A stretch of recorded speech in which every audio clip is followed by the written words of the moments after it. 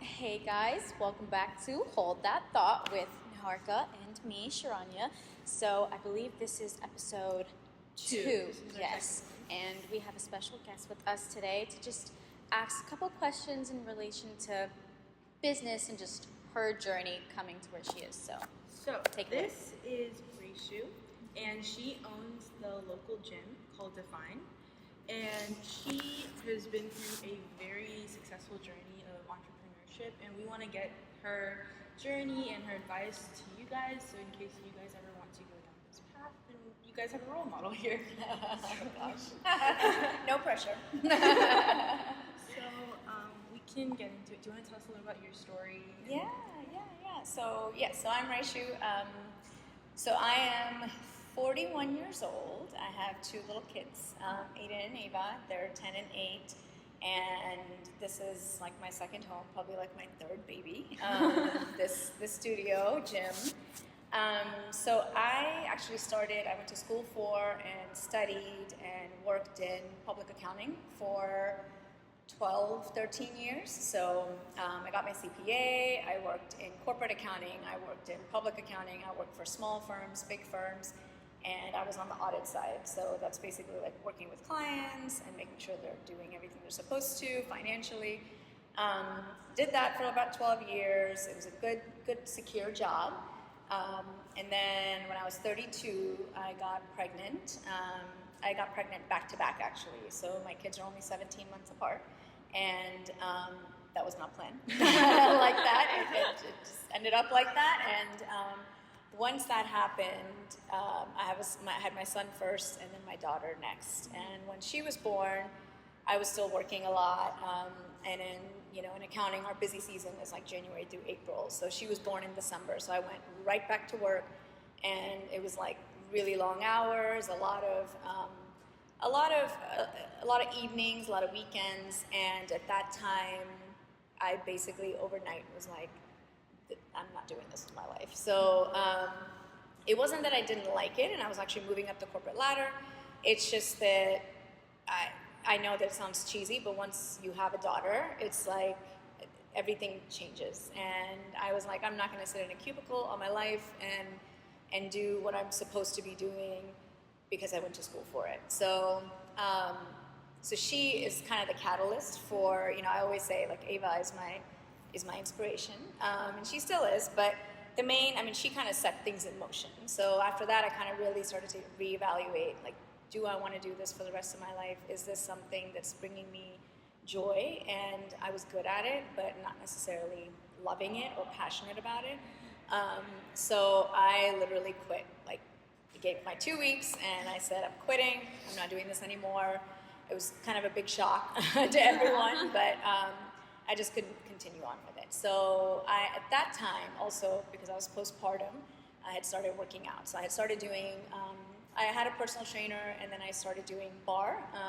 So bar, like that ballet bar back there, I started doing it with a franchise called the Bar Method. So it's a body weight workout. It's like resistance training, and it helps to build strength and flexibility. So I used to be a dancer when I was young, and so I really connected with the workout.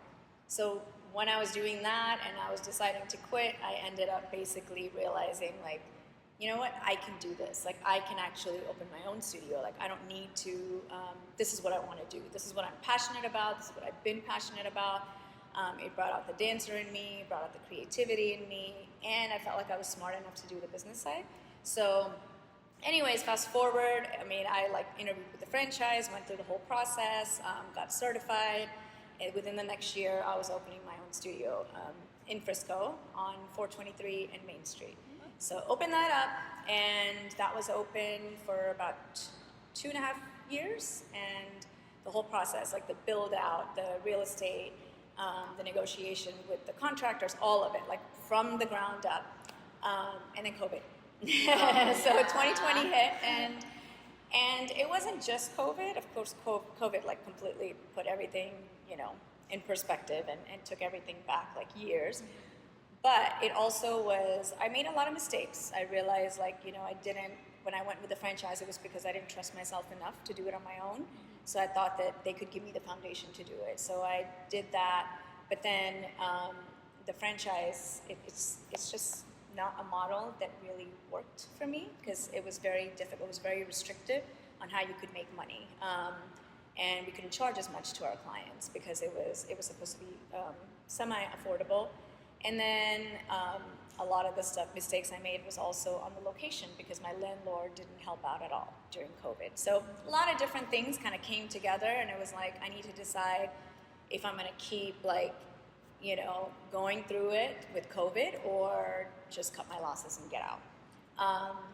The hardest decision I probably made, but we shut down, and then after that, it just literally overnight, everything temporarily shut down, and then within a month, I was like, I don't think I can sustain this, and then we shut down permanently. And then after that, basically over the next 3 years before this even came into my mind, I did marketing gigs here and there. I still taught classes at another bar studio, did a lot of different things here and there, but I also started strength training at the same time for myself. So that's I had never exercised before, to be honest. When I was young, I just danced, that's it. I never picked up a weight. Bar was much more body weight, so it was a different kind of training. But then I realized that I was actually pretty weak in a lot of areas because I'd never picked up weights. So I started to, on my own, work on building my strength up.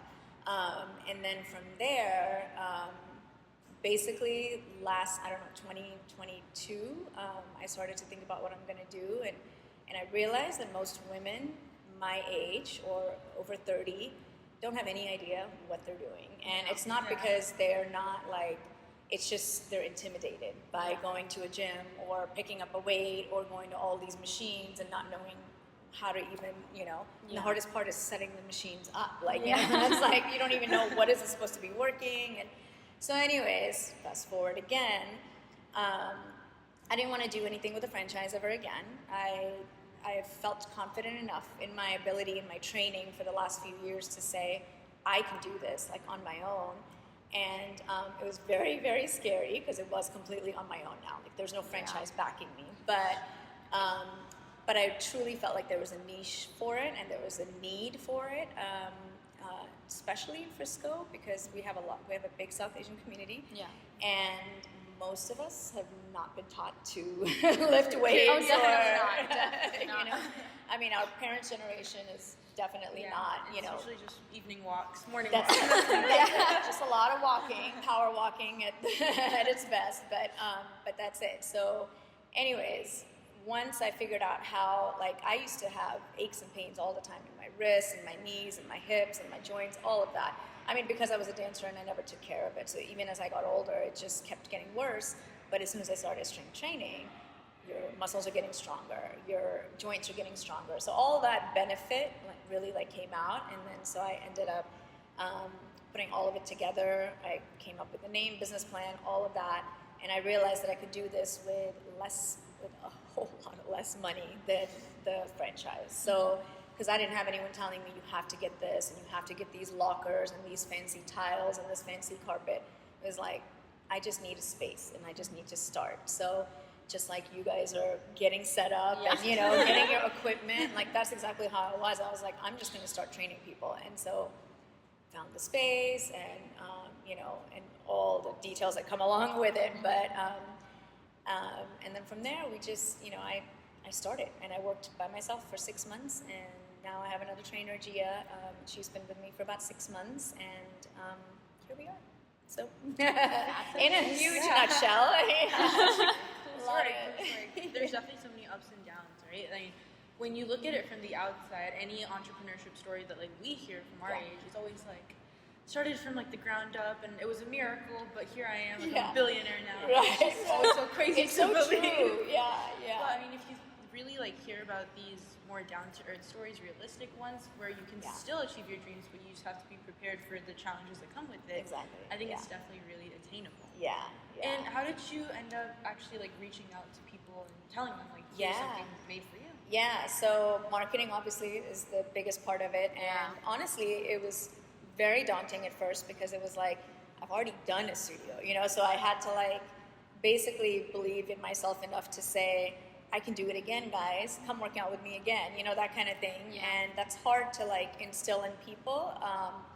I did have definitely like, a few people who had kind of, because I closed so abruptly because of COVID. So it wasn't like, people were amazing. So I feel like clients were kind of waiting for something else to happen. Yeah, And I kind of evolved. I went from just doing bar to strength training. So now I have to convince people, you don't just do bar, you don't just do yoga, you don't just do this, lift weights with me. So it's like a whole evolution that I had to prove to people. But honestly, my first few clients were former bar clients, several of them. I started texting people. A lot of them are on my social media, so I started posting about it. I mean, social media has been, like, it's done everything. It's gotten me to where I am. Like, it's like, that is the best way to, that's why I love social media. It has its, downsides, but I mean, to spread the word, like, that's where I started. And I started texting, emailing people. I put together a website, and then I started putting my website out there and asking for people to schedule consultations with me. And then, so most of the people who first wrote back were obviously former clients. So I opened the doors with about 8 clients because it was just people who knew me, people who kind of trusted me, and they were just willing to bet on me, like past clients. And that was it. And, my goal was 20, and okay, opened up with 8. So it's like, all right, well, we're going no matter what. And then, honestly, this location is amazing. So I had so many people drive by, like there's school zones, there's people carpool, there's a karate place. So it's like, location has been everything for me. And people just driving by, moms, whatever. And somehow, within the first like 2-3 months, I grew that exponentially just by people walking by. My Google presence was also pretty good. Like I started to put out reviews pretty quickly, pictures, things like that matter when you're a brick and mortar business, and just so people know you're legitimate. My website was a really good website. It told my story, so I think a lot of women related to it. Becoming a mom and how that takes you away from taking care of yourself, things like that. So I think like I got lucky in that I, have a good location and I'm very visible, and it helps that I had kind of at least a little bit of a boost from being in the industry before. And then it kind of, now it's like, websites, I get forms through the website, referrals, your mom. Or your mom referred her another friend, and word of mouth has been awesome for me.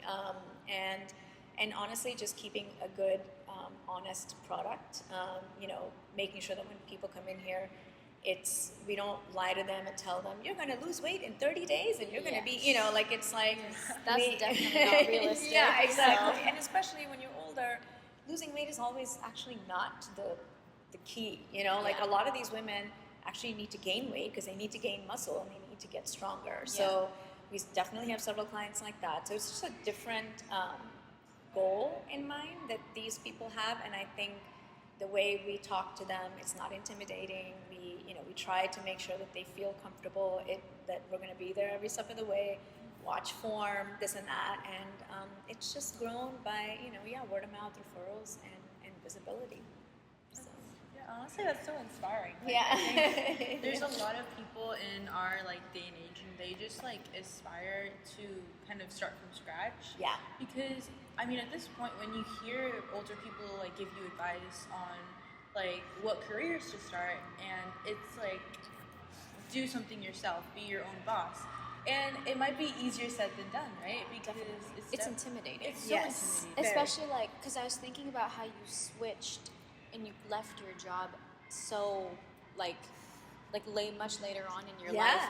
Just as a teenager itself, me wanting to change my career path is already stressing me out. I'm already. You got a lot. In high school, exactly. When you think I don't want to do medicine, I want to do arts. All those electives are gone.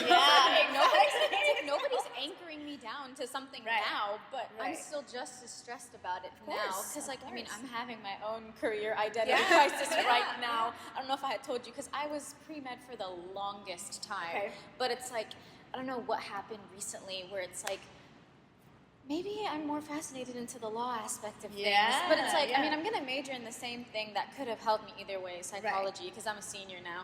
Nice. But like, I mean, it's kind of a little It's just so, difficult like, to figure scary. out. It is scary. It's just yeah. sitting there and there's Very something different. that big just like waiting in front It's of I two you. know. very different paths. So it's like, Yeah. how were you able to, I guess, I don't know if motivate's the right word, Yeah. but how are you able to ease yourself into the idea that you were in fact Yeah. changing Keep going. Yeah, your path? yeah. I mean, honestly, and that's a very true thing. I was pre-med for 1 semester in college. Wow.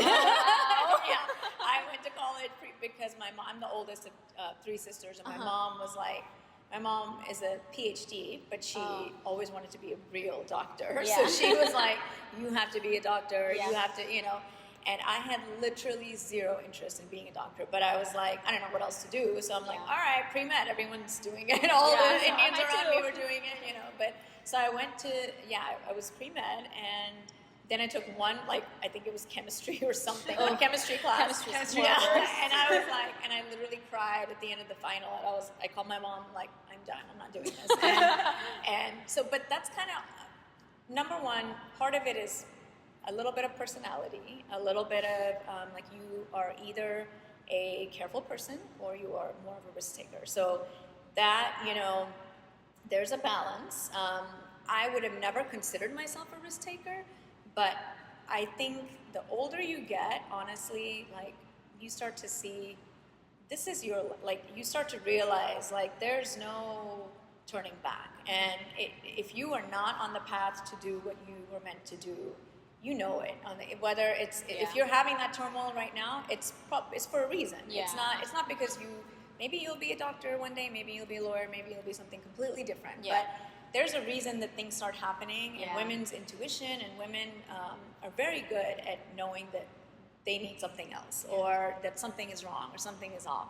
You may not know what that is, and you may take years to get there, but I think for me, I've always trusted myself a lot, like, as far as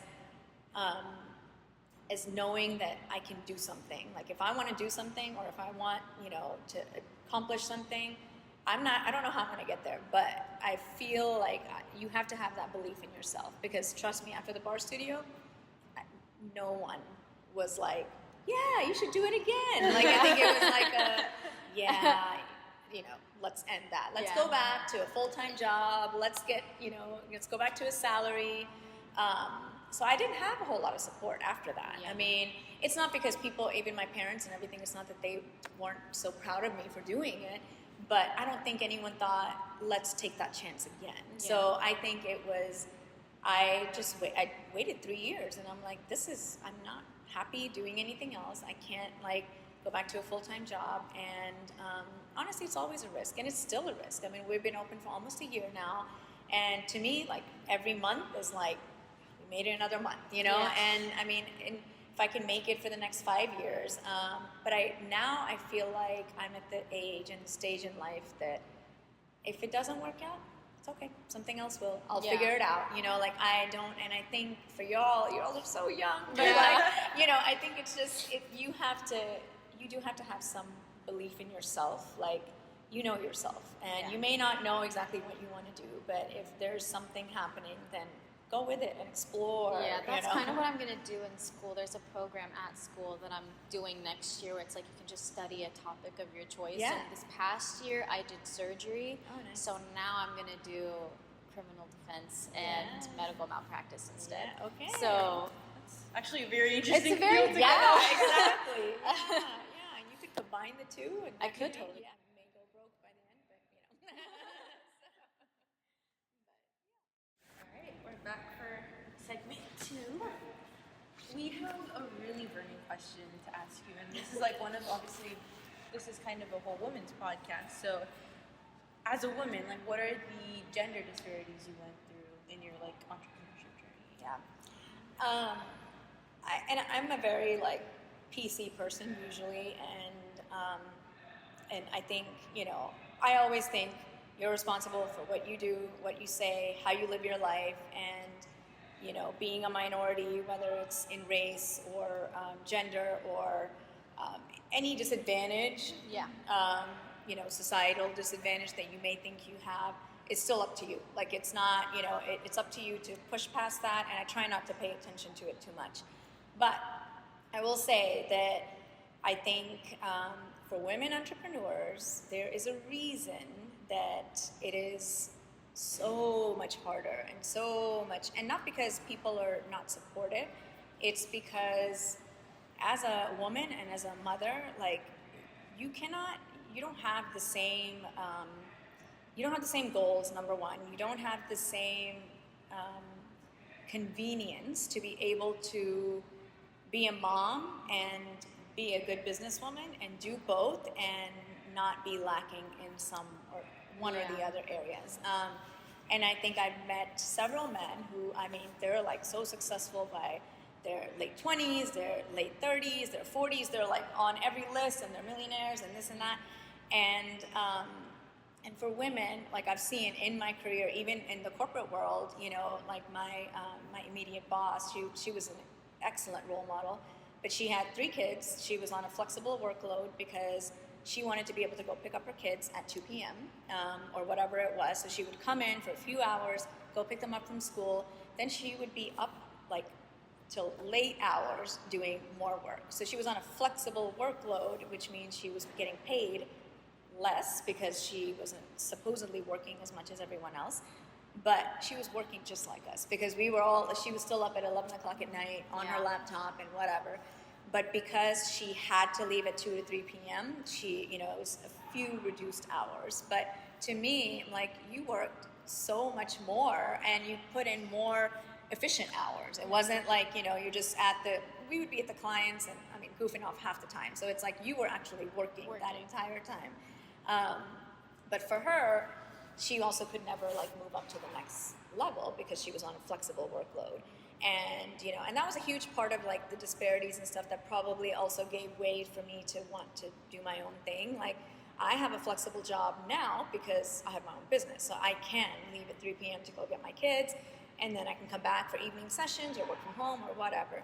But I work so much, and my mental ability to be able to be with the kids and be 100% with them while I'm with them and feed them healthy food and cook at home and not go to Chick-fil-A and get them whatever is convenient, and then be able to come back and go back and forth while still doing the laundry and doing all of that. That's just not expected of a man. Like, it's just not. If a man is on an entrepreneurial journey, he is on that journey, and everyone is like, wow, like, It's just you also make time for your kids, and it's like, But they are yours. yes, they are your kids, yeah. But it's such a different, the men that I've seen be the most successful is because they do have to sacrifice a little bit, like, of the time or the mental presence that you have with your kids and with your spouse or whatever. And for me, like, I felt like I was always expected to, and I don't know if it was by someone else, but maybe it was my own expectations of having to do everything, and be there for everything. So the entrepreneurial journey for a woman is always a little bit slower because, especially after you become a mother, because you are deciding, like, am I going to sacrifice this time? And my daughter will always call me, like, are you almost done with your clients? You're always like, she's always like, and you have to, that guilt is always there, and you're trying to like wrap up, and you're still trying to be present, and you're still trying to grow the business, and and for a man, it's like they kind of have inherently free range to be like, well, I'm working 18 hours today, and that's all I can do. It's like, and then everyone else is supposed to kind of like support him in that. So it's just that's been my experience, and it's not like a sexist point of view. It's just more that I think that's real life. Like, at least for now, it's much harder for a woman to accept, like, after being a mother, okay, my journey might be a little bit slower than my male counterpart because he has society kind of on his side. Like, you do what you need to do to make $1 million, and for me, it might be like, okay, I just need to balance a little bit of everything. So I think the biggest stereotype that even we face, I think we also have this fear, this perpetual fear that, one day in life we're going to encounter this where we have to sacrifice our careers and our interests. Because in the end, yes, we also, I think almost every girl has this like slight inclined to like you kind of want to be a family Yeah, woman, yeah, right? And of you want to be course, able to yeah. take care of someone, Right. Maybe have kids and those kinds of things. It's like Yeah. the last thing I want to feel is guilt, Guilt but for that because reason. other people are making me feel guilty. Yeah, and it Yeah. does inherently happen. Like it just does, and it's not because you're bad. I think I'm an excellent mom. I really do. I never get down on myself for not being a good mom. I think when I'm with my kids, I am with them, and I drive them around. I do all of it, and that's the thing. Women can split themselves up in 10 parts in one day and do it all. And if you give man that much responsibility, it's like, whoa, like I don't know if I can handle all of this. So, I mean, we're made for it. Like we actually are. Yeah. And I don't know if we can do it all as like excellent as we'd want to, but we can do it all. It's just that some things are going to get compromised. Like they may have Chick-fil-A tonight instead of a home cooked meal. Yeah. Like, I feel like if like one day you give the business like 60 and the kids Exactly. 40, but the next day you give the kids Yes. 70 and Yes. the business 30. 30. Like, yeah. I think balance is one of the hardest things to master, and like It is, you might never even. I still achieve haven't mastery. mastered Yeah. Oh, I still have yeah. none. Yeah, exactly. Yeah. No, it's hard, but for a man, it's a little bit like more convenient. yeah. I feel like it would also be really helpful, especially as an adult, if you have the right support from the right people. Yeah. Like I see, because both of my parents work, and Yeah. my mom's hours are much more like, when I say rigorous, meaning like she has to be on call like Yeah. the whole time, or she has to go to work all the time. But Right. my dad, he can stay at home and Right. just work from home, and Yeah. I feel like he can help support her Yeah. because he can take care of us while my Exactly. mom has to drive like an hour for work. Exactly. But I mean, Yeah. some days if it's the other way around, Right. I feel like having a good partner is Yeah. also Yeah. essential to that. I think Yeah. there's just so much in growing up. Like all these experiences of living your dreams. Also, like as you grow older, also depends on the people that you surround yourself with. Yeah. I think, for example, say being a mom or Yes. being a wife and being an entrepreneur, you have Right. to balance that out and hopefully, have a really like sweet, like caring husband Yeah. who's Yeah. able to kind of Right. support you. Right, and yeah, you have to have that partnership. And also, honestly, like even though I'm a grown adult, how I grew up and what I saw in my family dynamic what you guys are seeing now is going to set the tone for how you are later on, either in your marriage or in your career or all of that. My dad is the biggest feminist I know. He had 3 daughters, so he was always trying to have 4 women, so he had no Oh, yeah. choice. So My it's dad like, can relate. yeah, exactly. So it's like, he was always the quiet one at the dinner table. We're all, but I mean, they always taught us like, you don't depend on a man to, for money or support. You build your own career. And so for me, I've always held by that. Like I've never even thought to not make my own money. But yeah, even and in support, like he did the dishes, he cooked at home, which that was a different dynamic. So, and they split a lot of the responsibilities. So that sets you up, and I think I hope to pass that down to my kids to show them that like, taking out the trash or who cooks or who does like that's not a man or a It should woman. never be like It's gender like, roles, right? yeah, It's it's just it's just a balance. You're all a family. You're all taking care of this house, Yeah. So My yeah. mom is as straightforward as like, there's no book that says that the woman has to do this, this. Exactly. If it's not, because like my mom and I are very like by the book people. Yeah. Like, it sounds so stupid, but like to learn how to make chai for the first time, my Yeah. mom needed to like write it down for me because if she's like, you need a cup of this, and be like, okay, well, give me the measuring cup Right, so that I can do it. Right. But like my mom is very much like, if there are no set rules Yes. for this type of stuff, you Yes. don't have to do it. Exactly. So like, that's kind of how my mentality is. Yeah, it's not Gender written thing. anywhere that the woman So- has to do this, man has to do that. Yeah, I know I for think sure. growing up, hopefully, like as we continue to grow up, that mindset continues to kind of broaden, so that more people our age and people even younger than us, Yeah. they kind of realize that they can still keep their dreams alive and Yeah. not, Sacrifice it. conform to like what your society is telling Yeah, you to do. yeah. And society will tell you to do whatever. Oh, and your 1,000%. friends will judge you, or your family will judge you, or there's going to be people all over the place. Let me tell you, I mean, all over. I mean, and yeah, now I'm sure they do, but now even like it's kind of part of teenage life. Like, you know, you're kind of like everyone is, you know, doing their own thing, figuring out their own path, but it never ends. Literally never ends. Like someone will always be there to judge how you live your life, or what you should do or what you shouldn't. And I definitely used to care about all that. I mean, I think we all do to a certain extent, and especially women do, and they take their validation from what everyone else is saying. And I did that probably until like the last couple of years. And then when I decided to do this, that's when it was like everything else went out the window. I don't care who says what.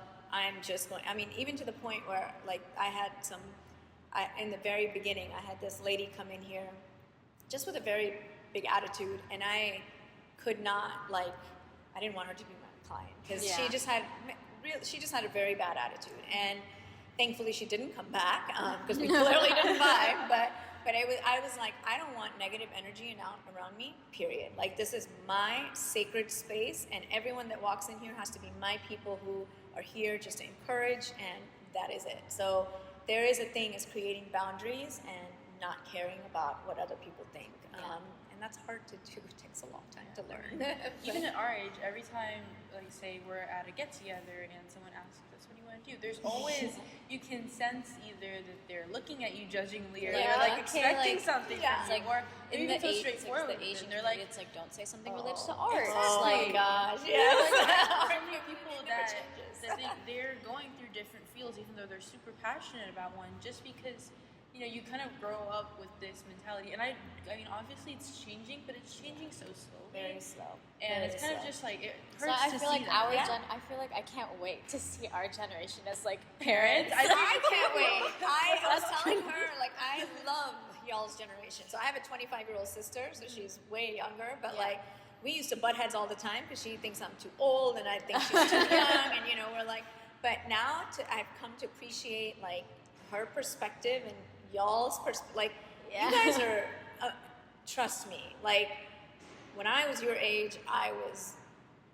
not doing anything in my life. Like, I was not, like, you know, I was just doing whatever I was supposed to do, had no confidence whatsoever. I mean, none. And that's a generational thing that we just weren't, the emphasis, my parents were immigrants, so they were surviving. They weren't thinking about instilling confidence in their daughter. They did naturally for later on in life, but not like as teenage years. And you guys are like, I think y'all are trailblazers. Like, your generation, I think you guys, I can't wait to see. Can be a little bit headstrong.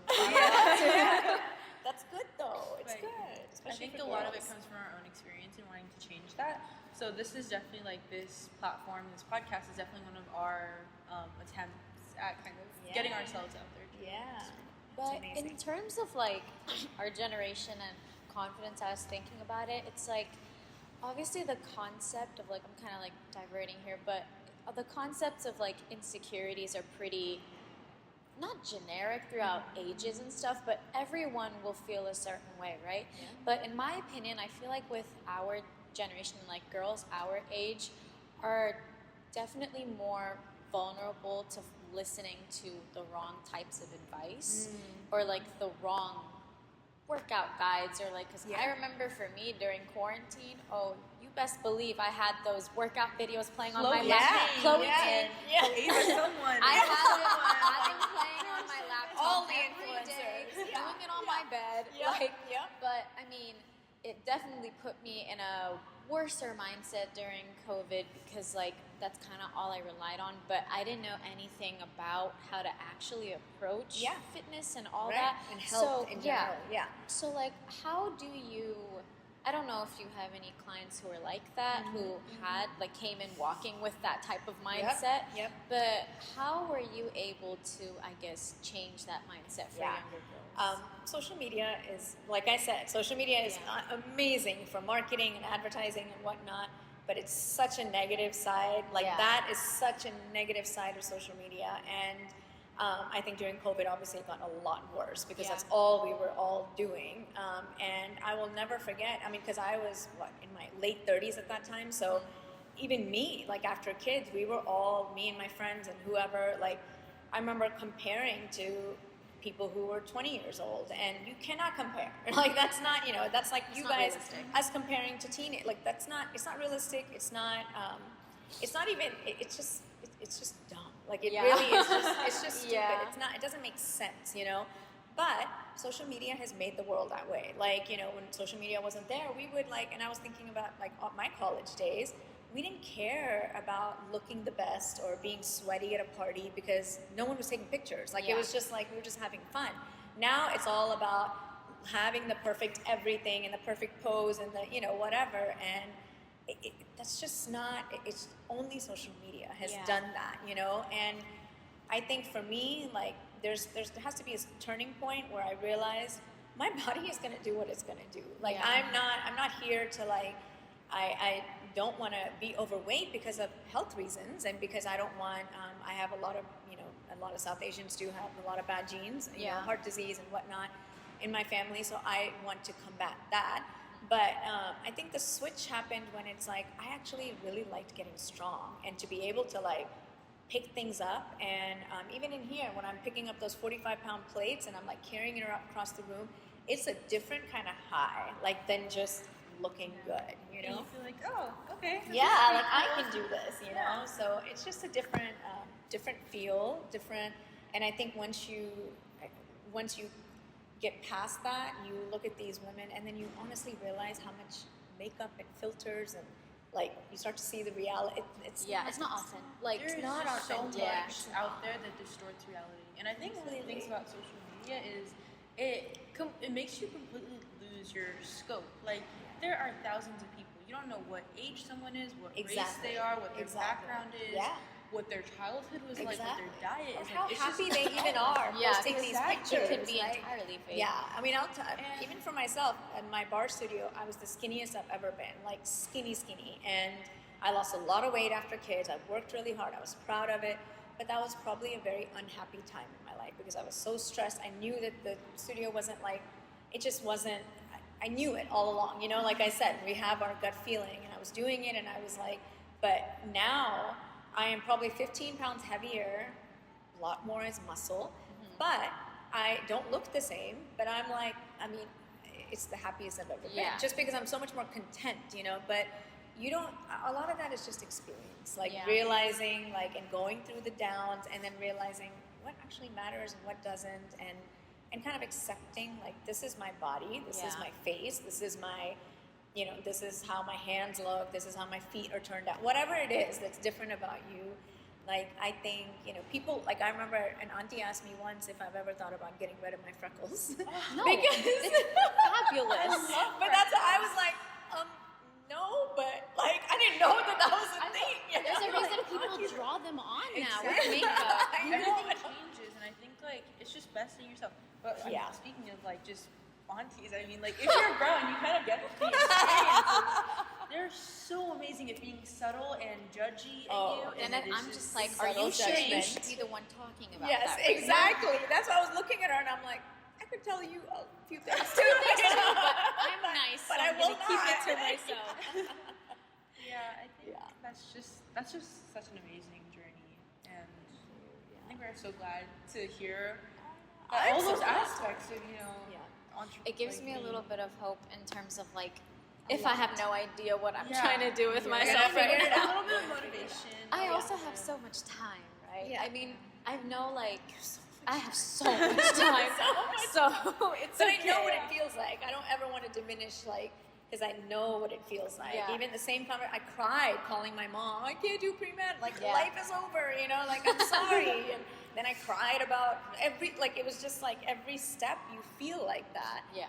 But I think it's very important for girls like you to have moms and women role models that whether it's in the gym, that they're getting stronger and they're pushing through things that are hard or things that are uncertain, or outside of here that are you see them every day working and driving an hour away or figuring out their own life. I think that's really important. And we didn't have that because our parents, I think, shielded us from their real struggles because that was their generation. You don't talk about, money problems or how insecure. I never knew my mom felt insecure. Now I know, but it's things like that are important to talk about with your kids. And I think that's why you guys are going to be different. And certainly. On that note, yeah. but thank you so much for for all the advice that you've given us.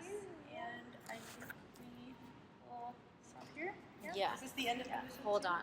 Okay, little break. But we're back. So that was it yeah. for episode 2 of Hold That Thought. And But we do want to keep you guys, we don't want to keep you guys waiting for too long. So next week we're releasing the second part of this interview, and we're going to be giving you all the advice that we got from Reshoo. So please stay tuned for that, guys. And always make sure to follow our Instagram and our YouTube and our Spotify. Bye. bye.